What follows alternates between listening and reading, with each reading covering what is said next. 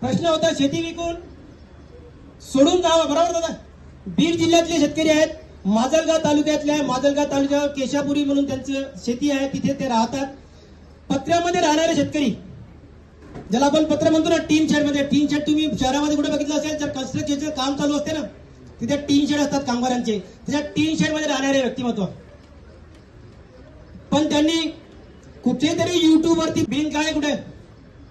Billing काळेंनी केलेल्या कामातून त्यांनी युट्यूबवरती कधीतरी बघितलं आणि त्यातून प्रेरणा घेऊन त्यांना वाटलं की नाही, ही झिरो बजेट नैसर्गिक शेती, पद्मश्री डॉक्टर कृषी ऋषी सुभाष पाळेकर शेती मला काहीतरी आयुष्यात करून दाखवू शकेल. युट्यूबवर वाचून त्यांनी शेती सुरू केली. आज काय कंडिशन आहे? या धान्य महोत्सवामध्ये बरेच दूरदूरून लोक आले, पण त्यांना त्यांच्या तालुक्याच्या बाहेर माल विकण्याची गरज नाही. माजलगाव तालुक्याच्या बाहेर एकटे काम करतात का? नाही, तिथे आपला गट आहे, विषमुक्त सुभाष पाळेकर नैसर्गिक शेती कृषी ऋषी यांचा गट आहे. त्या गटातून 2000 ग्राहक लोक माजलगाव सारख्या ठिकाणी जोडले गेलेले आहेत. पत्रा ते बंगले बांधले त्या तो आणि याच्याकडे जोरदार टाळ्या.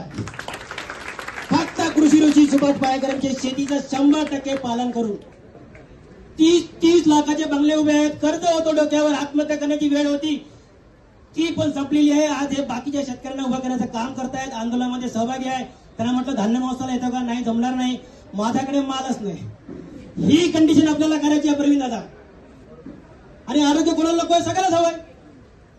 त्यामुळे हे पुस्तक, या पुस्तकाच्या प्रति मित्रमंडळी असेल, नातेवाईक असेल, कुठला वाढदिवस असेल, या प्रसंगी आपण विकत दिलं पाहिजे. हे पुस्तक खूप मोठं काम करणार आहे. धन्यवाद दादा.